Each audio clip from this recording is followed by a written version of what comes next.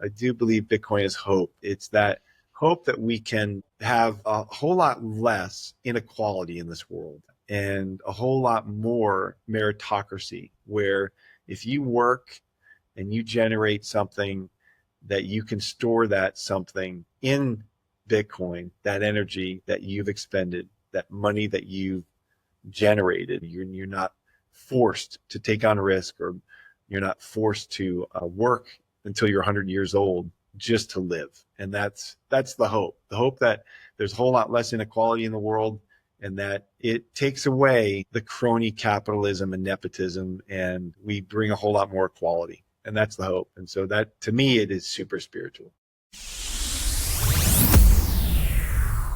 Today, I'm excited to welcome James Lavish to the podcast.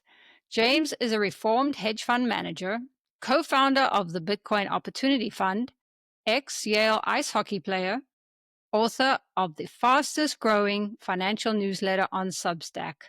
How are you doing today, James? Thank you. That's flattering to hear. I appreciate it, Paul. All is good here. It's good to be on. Thank you for having me. Yeah, that is wonderful to hear that your Substack and your newsletter is doing so well, because you explain things so simply. So that's why most of us love to chat with you. Appreciate it. Thank you. Yeah, there's a lot of uncertainty in the markets lately, and gold and Bitcoin have been doing pretty well. Can you break this down for us a little bit? Yeah, I mean, at a high level, we've had a ton of uncertainty. I mean, it started way back in January when Trump was inaugurated, and we started hearing and talking about tariffs late last year and into this year. We had some uncertainty around Bitcoin itself because of the possibility of having a strategic Bitcoin reserve. And then when that reserve was created through executive order, it kind of disappointed people because there was no function to just go out and buy that million Bitcoin we've been talking about. So Bitcoin was volatile coming. It rose hard going into the end of the year after the election, because we have an administration that has embraced cryptocurrencies and Bitcoin in particular, and that's been very good. There's a lot of tailwinds for Bitcoin, and so Bitcoin had a really hard run all the way up to almost $110,000 per coin, and then the kind of uncertainty around the economy, and then with the tariffs and the disappointment about the strategic reserve not having a function to just go out and buy Bitcoin for the balance sheet, that I think that frustrated people and it sold off.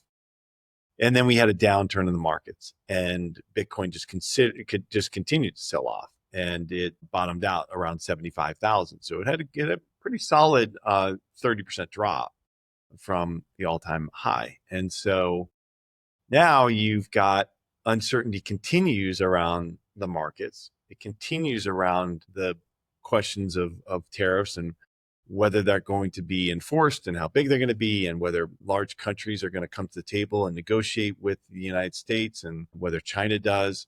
And so that's causing quite a bit of choppiness and uncertainty in the markets. Markets don't like uncertainty. They also don't like when you have a Fed, a central bank, that's manipulating the liquidity and the money supply and the access to the money supply and the cost of that, in a time where we're seeing significant signals that the economy is turning over, it's slowing down, and the Fed just refuses to lower rates. And the main reason for that is that Chairman Powell keeps saying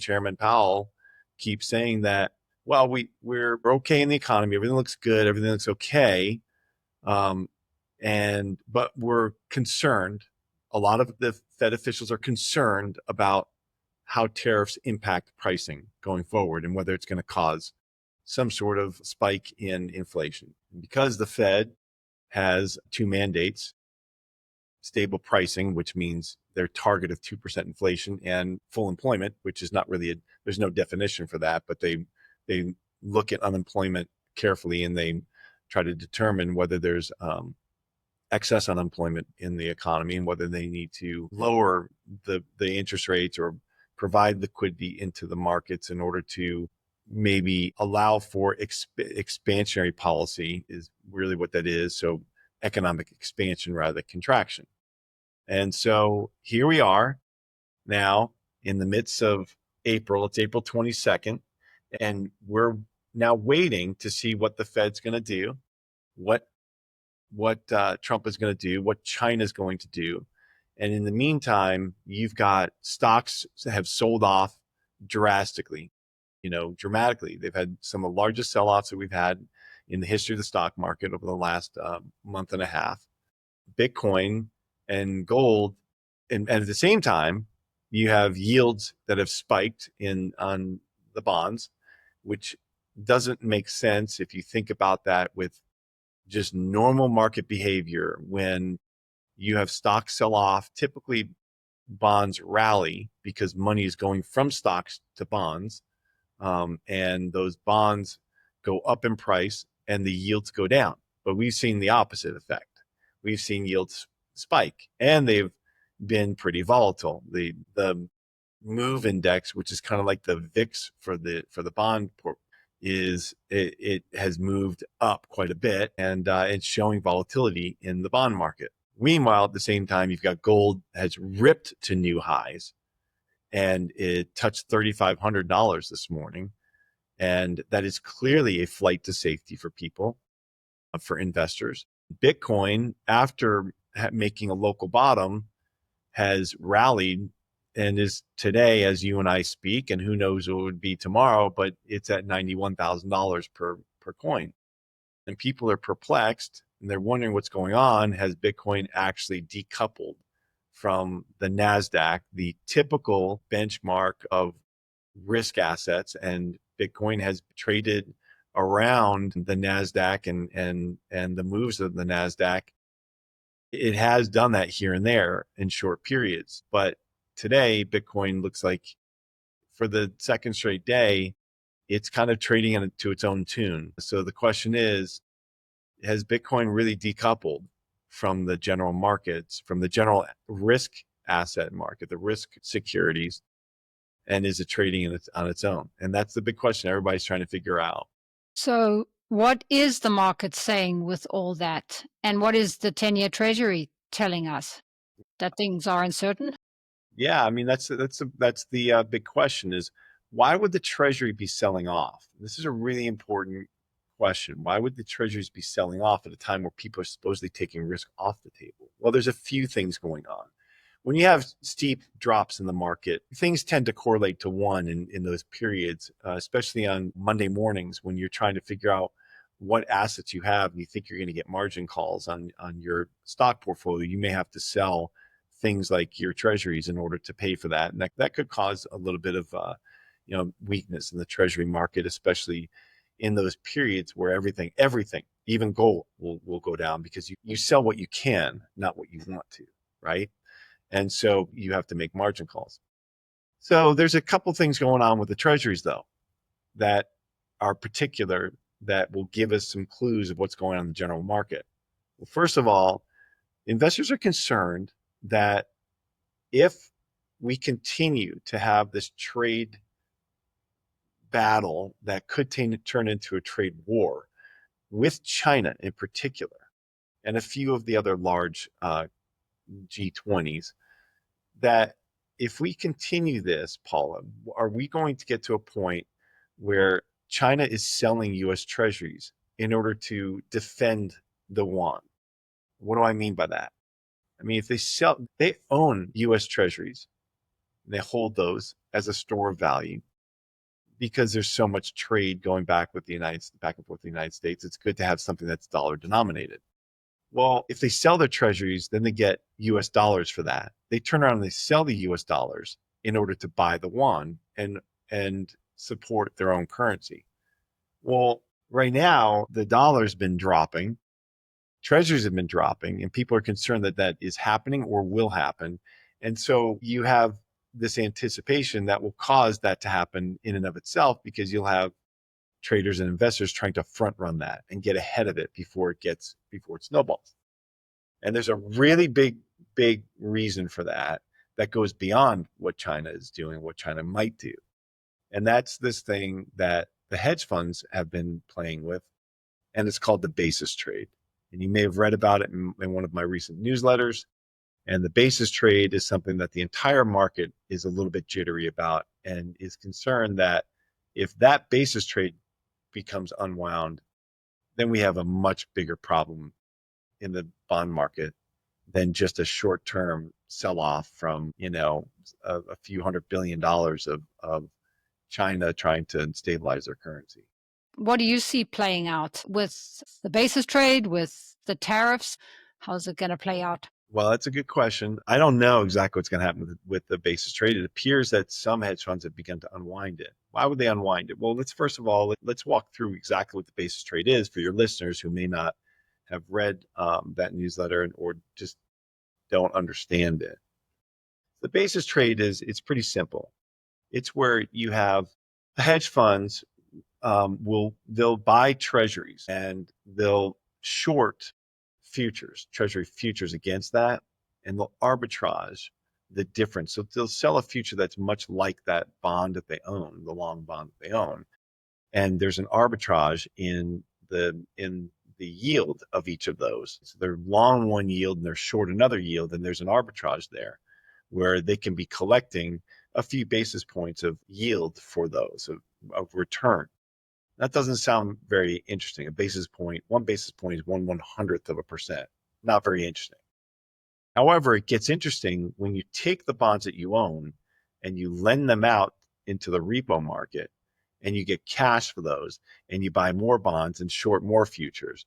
And so you can do this to the point where you end up doing these with swaps with your prime broker and derivatives. But the long and short of it is you wind up taking that trade and levering it up. The hedge funds have levered it up 20, 50, 100 times to one. And so now you have hedge funds who collectively have what's estimated to be about $1 trillion of exposure to these basis trades. So why is that important? Well, it's important because the Treasury and the Fed are very concerned that this blows up. And if this blows up, you have another unwind in the market that causes disruption in the bond market, much like we saw in 1998 with long-term capital management.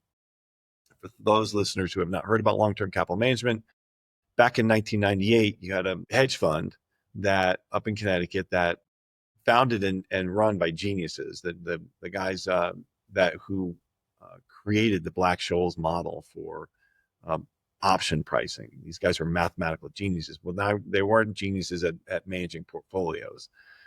They were risk takers. So what they did is they had a portfolio of about $1 billion of assets, and they levered it up 100 to 1 to $100 billion. And they turned around and did doing that. They were doing all these things that were much like this basis trade, where they're making arbitrage trades and bets on different bond issues and different treasuries and doing the same thing, just levering them up. When the Russian ruble was devalued, the bond spreads blew out and bond prices were all over the map, all over the world. And people caught wind of this. They knew that long-term capital management had this huge trade on, and what happened? They unwound ahead of them. They got ahead of that trade and took the opposite side of that position, knowing that when long-term capital management had to unwind this because they were getting margin calls, they were going to push those bond spreads out and they were going to blow out. Well, the problem with that is not that long-term capital management was going to collapse because, so they lose $1 billion and they lose all their investors' money. That's terrible, but it's contained. But when you have 100 to 1 leverage on those trades, then it becomes a problem. So there's an old saying, Paula, that if you owe the bank $1 million, that's your problem. But if you owe the bank $100 million, that's the bank's problem. And so that's kind of what we saw here in long-term capital management, is that they owed the banks $100 billion, and it was now the bank's problem. And so what happened was Goldman Sachs was going to collapse, and the New York Fed had to come in and orchestrate a rescue for them using big banks in New York to help shore up their balance sheet. And so they prevented the collapse. Well, they would have taken down the whole street. The long-term capital management would have collapsed the entire financial world, because if you have Goldman Sachs goes under, Well, you can imagine. Then there goes Merrill Lynch, there goes J.P. Morgan, there goes Citigroup, there goes Wells Fargo. Like it would cause a cascading effect across the entire street, where what happens is contagion spreads, and you have a collapse of major globally systematic important banks that can't collapse. They're collapsing, and so the Fed would have to come in and pour massive amounts of capital into the market to shore them up. So instead, they orchestrate this rescue. Okay, now you flash forward to today, and we have this basis trade on. The hedge funds don't learn their lesson. They got this huge trade on. They got $1 trillion worth of the trade on. What do you think happens if that collapses? Well, if you have $1 trillion that has to be unwound from these hedge funds, that's not $1 trillion that's going to be traded in these bonds. You're going to have tens of trillions of dollars traded into these bonds, because people are going to take the other side of the bet, and the spreads will blow out. And that makes the Fed and the Treasury extremely nervous. It sends them into almost a panic. Now, they're not in a panic yet, but they have an eye on it. Well, we know they have an eye on it because we just had a research report that was released by the Brookings Institution. The Brookings Institution it's a research arm. It's called a think tank up in DC, but it's kind of a research arm of the Fed, tacitly. Why do I say that? Because you have a lot of former Fed officials who have or do work at the Brookings Institution, and they float ideas and policy, maybe thoughts or proposals that they think the Fed may want to institute into their own policy. And they've done it before. We talked about it, where Claudia Sahm came up with the Sahm rule for unemployment. If the unemployment numbers do a certain thing, then it says we're in a recession. The Fed now watches the Sahm rule very closely. Well, so the Brookings Institution just put out a paper a few weeks ago, and it said this basis trade is it's a problem. It's super dangerous. Like, this could take down the street. We have to have the U.S. Treasury market liquid, and it must be orderly. It cannot get disorderly. Well, so they put out this paper that says this is a problem, but don't worry, we have a solution. And our solution is that the Fed can come in and just take the basis trade off the hedge funds books for them. They can go long the U.S. Treasuries, and they can go short the futures, and then they're paired up. They have an arbitrage themselves, and they don't really have much risk then, because they have the long and short on their books. And hey, we don't even have to print money to do it, which is just maniacal. Of course they do. And so now we're talking about the Brookings Institution floating the idea that the Fed becomes a freaking hedge fund just to save the hedge funds. So that's also out there, and another reason why bond prices may be moving the way they are. And then finally, another impact to bond yields, especially long-term yields, is the fact that we currently have $9 trillion of treasuries that are maturing this year. Scott Bessent has been talking about this. Scott Bessent has been very critical of Janet Yellen and how she was kicking the can down the road on the U.S. debt problem and financing these deficits, this multi-trillion-dollar deficits that we're running in the U.S. government, financing them with short-term debt. And what do I mean by that? What I mean is, instead of borrowing, using 10-year, 20-year, 30-year treasuries and having at low interest rates back in 2020, 2021, she waited until the Fed printed $5 trillion, caused massive inflation, and they had to raise rates at a breakneck speed, at a rate where you got rates up to 4 or 5%, and now you can't borrow 30-year treasury at 5%. We'll have a major problem on our hands at the Treasury. So instead, she started borrowing T-bills, which are just 1 week to 1 month to 3 month, very short duration treasuries, in order to play chicken with the Fed and hope that the Fed lowers rates soon. And, she should have borrowed in the longer end before this all happened. She was chairman of the Fed before. She knows what was going to happen. When you print $5 trillion, you cause inflation. That's absolutely, it's monetary policy 101. But she didn't. Now Scott Bessent has been very critical, but he's caught. He can't do it either. So he's sitting here doing the same exact thing. We don't have a new debt ceiling. So our debt ceiling is stuck at wherever the debt was at the end of the year, which is 36.4, $36.5 trillion. That's it. That's our debt ceiling. We can't borrow any more than that. So what have we been doing? We've been running down the TGA, the Treasury General Account, which is it's basically a checking account of the US Treasury. We've been issuing the same exact bonds that we have before, just reissuing them. One matures, we do more, and we borrow what we can, which is at the limit. Now you've got investors who are concerned. We saw that Doge is coming out and cutting out fat. They're cutting out some of the fraud. And yeah, they've taken somewhere 100, 200, $250 billion, depending on what you can believe and what the estimates really are, out of the expense line. But remember, we're running over $2 trillion deficits. We're not going to get the budget surplus through the Doge Commission. I would love if we could, but we're not. We need to raise productivity. We need to, raise tax revenues. And I don't mean by raising taxes. I mean, we need to raise real productivity. That's what has to happen. Okay. That's not happening today yet either, especially with what's going on with the tariffs. So now why are people worried? Well, now the tariffs are showing that we're clearly going to be running even larger deficits, which means that we're going to have an even larger debt ceiling. The debt ceiling will likely be $40 trillion when all is said and done, the next stop. And so that's another 10% up higher from where we are today. And that's where bond investors are concerned.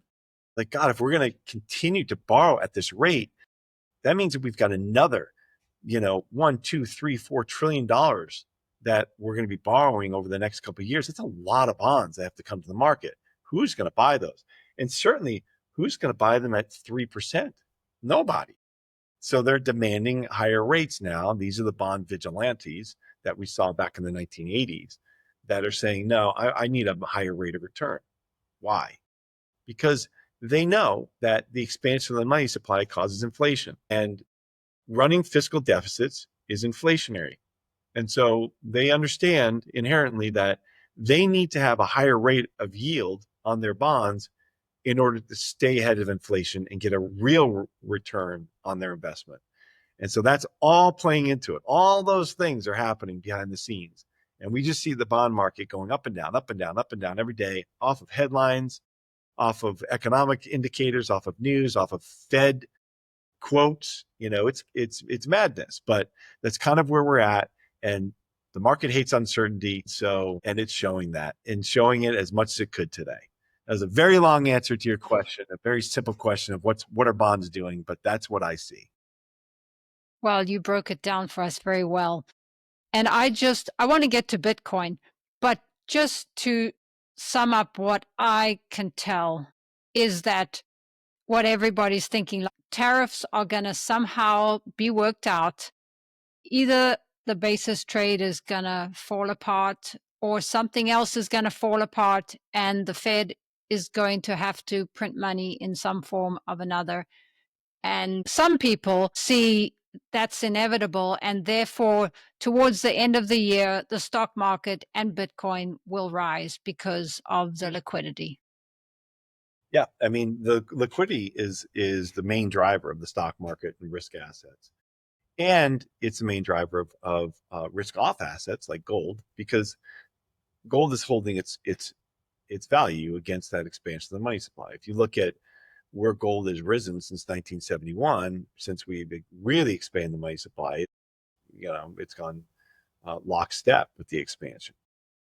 And Bitcoin is obviously it's a better asset to do that with for many reasons. The bottom line is it's still misunderstood, and so that's why we're watching it very carefully here to see, is it finally decoupling? Are enough people understanding this asset to understand that they want to own this, not bonds? You don't want to own 30-year treasuries. You want to own Bitcoin. Just put Bitcoin on your balance sheet, put it away, don't even think about it. Some investors are starting to understand that. But by and large, we're not there yet. That's why I'm watching the market very closely now to see if we do actually decouple and really decouple from other assets, and especially risk assets. And how long do you think that'll take to play out? I think it takes some understanding, and people are like sheep, you know? I mean, it's the old adage. I mean, especially in investing, they don't, it's hard for people to get comfortable with being contrarian. And it's easy for someone to see the stock market falling and panic and sell down at the bottom because, oh my God, everybody is selling, everybody's selling. Well, if everybody's selling, it means that most people have already sold. And same thing, vice versa. So with Bitcoin, what I think needs to happen is we need to have some very large influential players that are that investors look to for guidance and clues in order to create the confidence around it that it really is a different asset, that you really should take it seriously in a different way, that it's not just a speculative thing that will hopefully rise in value and make you rich. Like that's not the point of it. As people start to see more and more companies putting Bitcoin on their balance sheets, and then I think what needs to happen truly is we need to have some very large companies, something like an Apple, something like a Microsoft, and have them put it on their balance sheet and say, yes, this is something we need to have a separate allocation to because we believe it's a store of value long term. And we're going to have it on our balance sheet in order to combat this continuous debasing of our currency and negative real yields that we're getting from bonds. And so once people see that and hear that, I believe that almost forces them to either do their own homework or just go along because they're too lazy to do their own homework. They're just going to follow. And so, and that will happen. So it's almost like it's going to be very, very, very, very slow, very slow, very slow, very slow. This could happen tomorrow. It could happen next month. It could happen next year. It could happen the next 10 years. We don't know. When it does happen, it's going to do this though, and then boom. And I'm not talking about price. I'm talking about adoption. People really understanding it. And that's when you get this frenzy of, oh my God, I've got to own some of this too. Do you own Bitcoin? Do you own Bitcoin? And in that point, it'll be bubblish. You know, it will rise with the FOMO like we see in every single cycle and go way past where the power law at least says where it should be and some other indicators. But until that point, we just stay volatile and keep rising, and we stay volatile and keep rising, and that volatility gives us opportunity, and we like that. Yeah, and you've mentioned that the $100,000 price is an important target for Bitcoin. Is that because it brings more people in? Well, if you think about it, it's such a mental level. We already reached it. We surpassed it. When we surpassed $100,000, I was getting all kinds of text messages, emails, phone calls like, hey, should I be buying Bitcoin now? Should I buy? I mean, I was telling you to buy it when it was down at 19,000, 18,000, 17,000. When it came back from 60 something thousand, 9,000 back to 19, I was telling you buy it now, and nobody wanted to buy it. It's the strangest thing, Paula, in investing. I've seen it my whole career. I've been doing this for 30 years. When everything goes on sale in the market, people just they don't want to have anything to do with it. They're scared. They stay away. I mean, it's the exact opposite of what happens on Black Friday or Cyber Monday, where you've got lines of people battling over the fake sale of a 60-inch television, and they're literally getting into fistfights over it. Whereas if you get a real sale in the stock market, they don't want to have anything to do with it. And it's madness. And so it's kind of a crazy psychology. But yeah, that's just the reality of it. And so when it does crest $100,000, and people think, oh God, this really is for real. And it did, but it didn't hold it. It went too far, fast and furious after the election. It got ahead of itself. We all know that. And so it's pulled back here. It's been a healthy pullback and consolidation. Once it gets through and holds $100,000 again, I believe we're going to have a lot of interest in Bitcoin because it's just that mental level. It's that mental level of, oh my God, this thing is real. And it's not going to zero. So Definitely taught me patience.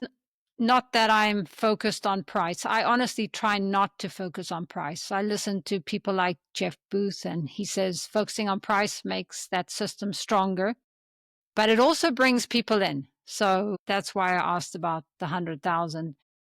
And I definitely was one of those people who used to buy high and sell low because I didn't understand the markets, and then emotions take over. So I had to learn that. And in the process of learning that brought me to Bitcoin.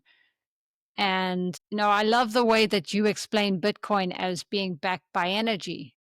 Can you break that down a little bit? Because that really is why Bitcoin is different than most cryptos. Yeah, the Bitcoin network requires the hashing power of uh, of miners and all of these miners. If you add all of the energy that they're using in this network to mine Bitcoin, uh, it adds up to 180 terawatt hours, which is the equivalent. It's such a mind blowing amount of energy. I was talking to my electrician. He came in to fix a couple of things the other day, and he was asking me what I do, and I was talking about Bitcoin, and I asked him, and he said, well, it's just hard to understand, like why, like what's it backed by? He said it's backed by energy. Like you should appreciate this. You would be very appreciative. He's an older guy. He's in his 60s from Boston. And he's like, okay. I said, here's what it's backed by. And I told him it's 180 terawatt hours of energy. And he just looked at me, and I was like, I mean, can you even fathom how much energy that is? Obviously you can. You're an electrician. You get it. You understand. He's like, yeah, but that just sounds like that's just an insane amount. I said, yeah, it's 21 nuclear reactors, full scale, running continuously 24/7. That's what backs it. One nuclear reactors. And so if you think about that, what that says is that it's nation state level resistant, meaning you'd have to have a nation build enough nuclear reactors and build enough hash power to usurp that protocol. And that just isn't going to happen. And so it's literally a digital fortress of energy, and it's impenetrable. And that's what's so important. And that's why it's so strong. And that's why I can sleep well at night and soundly at night, not worrying about it being hacked or my Bitcoin being stolen by somebody, by an algorithm that, because I don't keep mine on exchange and all that. And we're very careful with our custodians, with our hedge funds. So yeah, I mean, that's what I like to look to. I like to look to the energy and just the power that's behind it. And when you think about it, it's more power than most countries. It's crazy. It is crazy. So did you orange pill him? He's definitely looking into it. Good. So your hedge fund self custodies and then also buys MicroStrategy and Bitcoin related products. Is that correct? Yeah, so the hedge fund is it's a public and private investment vehicle. It means we can invest anywhere in the Bitcoin space. We stay in the Bitcoin space. It's got to have some sort of Bitcoin element to it. And so, yeah, we invest in our hedge fund. It's different than your typical VCs, and your VCs are looking at very, very, very early stage companies typically, and they're making very high risk investments for a high return. Well, we're a little bit further down the maturity line of companies. We like to invest in companies that are revenue generating. That's our core focus. And so what we like to say is we're investing in real companies with real revenues and real profits. Like we're not speculating on them. Now that means that, yeah, I'm not going to double Bitcoin's returns, but I'm giving access to the Bitcoin ecosystem in all these different areas. And so what we do is we're kind of focused on that area. We will invest in early stage companies. We've got a few of them that we love that we're invested in. One of them is Anchor Watch, that is the investment, the insurance company. We invest with Bob Burnett. Bob, and we have some mining operations that we have with him in joint ventures. We've invested in Ocean and in Epic blockchain. We do have some earlier stage stuff, but we feel like these are further along than just that really early stage. The reason for that is we want to give people exposure to what we believe is the right duration for the fund for your investment with these companies where we can generate what we believe is our return in 3 to 5 or 5 to 7 years. Whereas, with those early, super early stage, very, very, very high speculative early stage ventures, those could take 12 to 15 years to play out. So that it almost is like you have to have additional funds or you have to get extensions on the funds to. So we wanted to avoid that. And we wanted to really focus on what our core competency is, which is investing in companies like this, deep value. So And what do you think the outlook for Bitcoin is this year? I've always been very optimistic, and I'm optimistic for a number of reasons.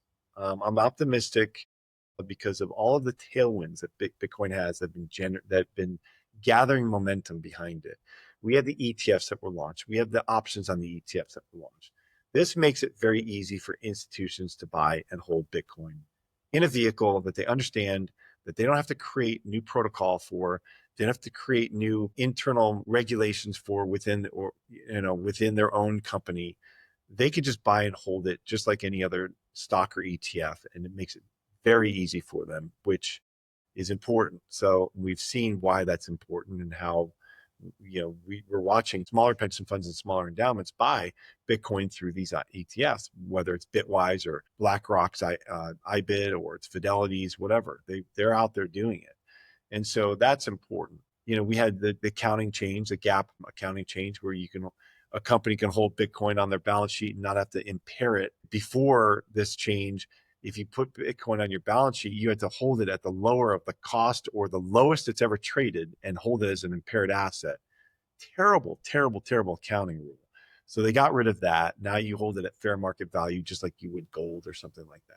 We had the repeal of SAB 121, which is banks now, like, it was this whole thing where the SEC did an end zone run around the legislators, and they issued a bulletin a couple of years ago that said if you hold Bitcoin or cryptocurrency on your balance sheet as a bank, even if it's on behalf of a customer, you have to hold it as a liability too.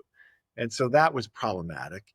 The legislators overturned that. Congress and Senate overturned it and repealed SAB 121. Then the geniuses in the Biden administration, likely, through the advice of Elizabeth Evil Warren and her anti-crypto army, another pure genius who does nothing but benefit herself in Congress or in the Senate. It's just insane. But they were, sorry, I don't mean to get political, but that really triggered me with the choke point 2.0 that she was leading, basically. And so, but those geniuses decided they advised Biden to then veto that repeal. And so when you had Trump come in, Gary Gensler left the SEC. The SEC then issued SAB 122, which fully repealed SAB 121 and said, okay, it's okay. The banks can own Bitcoin. They can hold Bitcoin on behalf of customers. Why is that important? It's really important because now banks can create products around it. They can offer cryptocurrency and Bitcoin to their customers. Why that's important is that they can create things that are collateralized products or lending products where you can have Bitcoin and then borrow against it without having to sell it. You can buy and hold Bitcoin right there in the bank. And I think that these products are going to be coming down the pipe. That gets me very, very optimistic and excited. And then you have the whole thing with the strategic Bitcoin reserve and how the United States does have the ability to own Bitcoin, hold Bitcoin, and add to it if it's budget neutral. So maybe they'll sell the other cryptocurrencies that they own and buy Bitcoin with them, the XRPs and the Ethereums and whatever else that they accumulate through seizures because of illicit or fraudulent activities. They don't have a way to add to those, so it's likely that they'll sell those and buy Bitcoin with it at some point. There's other ways, and then you've got Senator Lummis's bill that she introduced over a year ago. That is the real strategic Bitcoin reserve, where the U.S. government would buy a million Bitcoin, 200,000 Bitcoin a year over 5 years, and add it to the balance sheet of the United States. Well, last year she authored this bill and had no co-signers, but now she's got 6 or 7 co-signers of this bill. And so now that that's making its way, it's going to snake its way through legislation. And I think ultimately it happens. When or how, I don't know. But that's another huge positive. And why is this all a big positive? It's a big positive because you have all those tailwinds. At the same time, you've got the United States declaring we're going to be the Bitcoin capital of the world. Well, what does that mean for other nation states? Well, they've got to go out there and figure this out. Either they sit on the sidelines and ignore it, put their head in the sand, or they start doing their work and buying Bitcoin or accumulating it somehow. How would they do that? Well, the obvious way would be to just start mining it themselves, which would explain why the hash rate has gone through the roof and it's way past where it would be normally on where Bitcoin price is. And that means that there's likely nation states out there who are mining Bitcoin for themselves without entering the open market to buy it and declare that they're buying it. So now you've got, whether it's, some sort of mining operation that is out in Siberia running off of steam or water turbines or whatever it may be, who knows, or out in China, you know, or Andy, who knows where you could have any country out there accumulating Bitcoin through mining. We would really know it except to look at the energy usage in certain areas. So those are all huge tailwinds to me. The game theory is playing out slowly, but it is playing out. Bitcoin has decoupled from the general risk assets this last week. Let's see if that continues. I'm super optimistic. I'm very excited about our fund. We just launched Fund 2, if you don't know that, and we've already raised 20% of what we were hoping to raise in the first month here. And even in this terrible market and in this uncertain market, and we're super excited, Paula. We've got a lot of opportunity ahead of us, and I remain extremely confident. And I hope that answers all of your questions I love it. in about 3 very long sentences. Yes, you absolutely did. And your son is the one who got you into Bitcoin. Is he continuing in the Bitcoin space? He is. That's his largest holding. I know he plays in some the other stuff too, but he really believes in Bitcoin. And so, yeah, he's the one who encouraged me to look into crypto and Bitcoin in the beginning when I was trying to figure out what I wanted to do. That helped me reform my hedge fund world, my hedge fund life. And so here I am running a Bitcoin only hedge fund. So it's I it's love it's it. fun. Yeah, And do you think there's a spiritual side to Bitcoin? I do, and that has to do with hope. I believe that Bitcoin, Michael Saylor says it, other people say it. I do believe Bitcoin is hope. It's that hope that we can all have a whole lot less inequality in this world, and a whole lot more meritocracy, where if you work and you generate something, that you can store that something in Bitcoin, that energy that you've expended, that money that you've generated, you can store that in Bitcoin and save it for yourself to use later. You're not forced to take on risk, or you're not forced to, work until you're 100 years old just to live. And that's the hope. The hope that there's a whole lot less inequality in the world, and that it takes away the current system of, you know, crony capitalism and nepotism, and that we bring a whole lot more equality, and that's the hope. And so that, to me, it is super spiritual. I love that. Because just to wrap it up, if the system collapses in any way, the basis trade, which I don't understand, but if they have to print money, that's bailing out the system by printing more money. And Bitcoin is exactly the opposite. We cannot bail out. We all have to take responsibility for our actions. And I love the hope for the whole world. So Yeah, thank you, James. likewise. Well, thank you, Paula. It's good to be here. Always good to talk to you. And I'll put links to everything below. Absolutely. Thank you. Thank you.